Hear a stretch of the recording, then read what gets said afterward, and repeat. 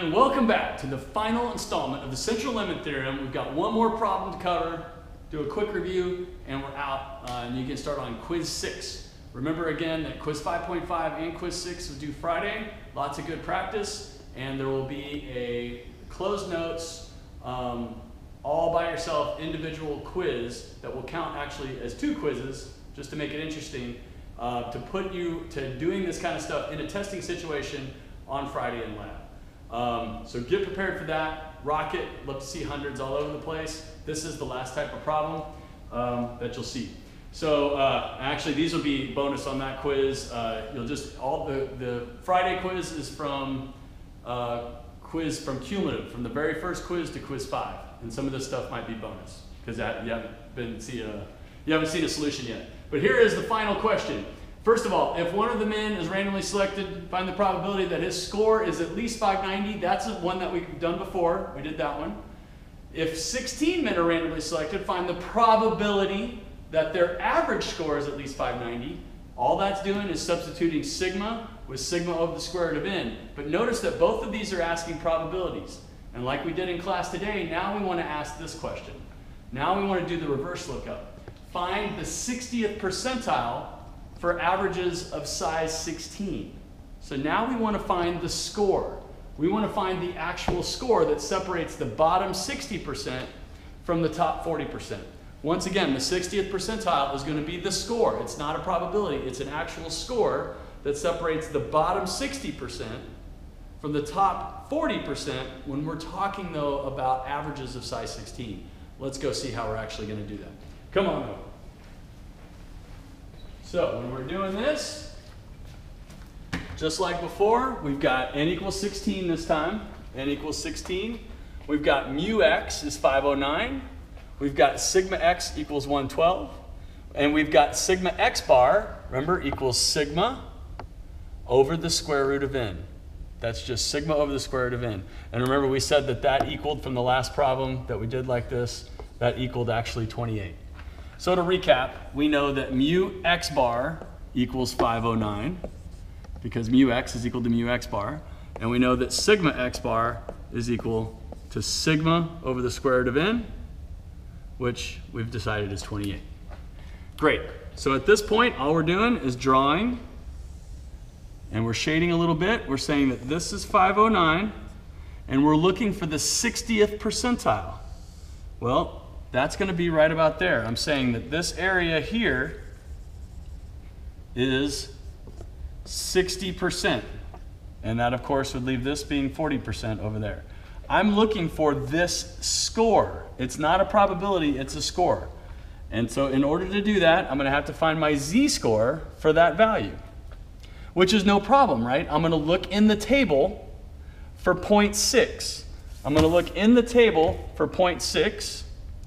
And what that's going to turn out to be is a z-score of approximately 0.25. So I'll kind of represent it here. So if you go and you look in your z-score and you find as close as you can, this is the z-table, to 0.6, it's going to come out and give you somewhere about 0.20, and this will be 0.05. You'll trace those two numbers. You're going to look up the 0.6 and backtrack it to those guys, and you should get about 0.25. So that right here is 0.25. So just like before, right, we're looking for a score now. So this is x equals mu, just like we did in class today. X equals mu plus z, not times sigma, but sigma x over the square root of n, which notice is the same as x equals 509, right? That could be x or x bar because they're the same thing, plus this 0.25 times, what's that, 112 over the square root of 16, which of course I'm just doing a lot of the writing here. This is 509 plus 0.25 times 28. If you do that, that equals 28. And if you do the math on that, that should be 509 plus 0.25 times 28 should give you 7. And this should give you a grand total of 516 points. Yeah, 516 points. And that is your answer. We can fill it back up here. When you get up here, I circled it. That means that for averages of size 16, right, this is the distribution of averages, the 60th percentile is 516 points. So one more interpretation of that is, if I take if I take averages of size 16, if I take 16 test takers and I take their average, 60% should be below 516 and 40% should be above 516. So that is the reverse lookup. All of that will be on your quiz. Believe me, keep practicing it. It'll get easier and easier. You'll own it. Email me with questions. I'm out of town this week, but go see Ryan and Charlie and email me with questions. And let's review. Go ahead, and we're gonna meet you down at the other end of the board and review the whole thing. I will meet you down there. Yeah, here it comes. So we're going all the way back down. What did we do? We started off with something that we knew. We knew normal distributions, right? That's what we've done for the last two class periods. So we just got mu and sigma. So far we've called these mu x, sigma x, right? And we could find, we're not even gonna go through that problem. We remember that problem pretty well. Then we moved on and said, hey, what if we're not dealing with a normal distribution? No problem. The central limit theorem says that even every distribution here has got a mu and a sigma. This one happens to also be 10 and 2. But as long as I take samples of size 30, then the x bars, right? Remember we went through all these, x bar 1, x bar 2, the distribution, if I did this a whole bunch of times, the distribution of these should have a normal distribution. And that should be centered around the same mean as the originals.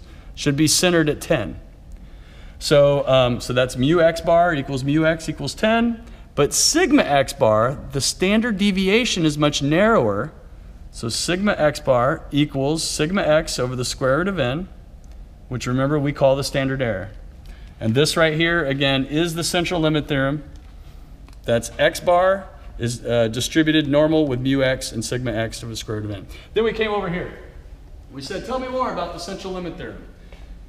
And the central limit theorem said again, hey, if you have the non-normal distribution, it's got some mean and standard deviation. This is really non-normal. If I take samples of at least 30, then the x bars should be normally distributed. And that distribution, again, has the same mean, but the standard deviation is smaller. Square root of 30, so this would be really a lot smaller. And we said, hey, well, what if it's not normal, but it's really not that far from normal? This is not normal, but it's not that far from normal. Well, then you don't quite need 30. But if you have 30, no matter what the distribution, you should be okay. But notice that square root of 17, this one has 10. That one also has the same mean of 10, but this one is narrower than that one because the standard deviation is narrower by 1 over the square root of 17. And finally, if you have a normal distribution, to begin with, then you don't have a sample size requirement. Samples of size 1 will be normally distributed. So of course, samples of size 2 will be normally distributed, and it'll just have a much narrower distribution. This one is wide, that one's narrow, and it's narrow by 1 over the square root of 2. It's just smaller there.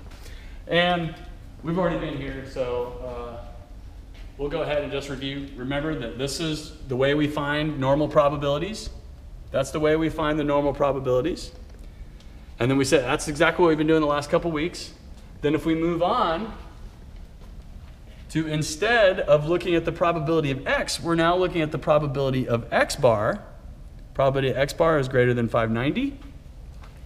The only thing that's going to change, the only thing in this whole thing that changes is when you find the z-score, it's x bar minus mu divided by this part's the part that changes. Sigma divided by the square root of n. That's it. And the same process continues that you know before. And just like we said before, when you're doing the percentile problems, this is the formula that you're going to use.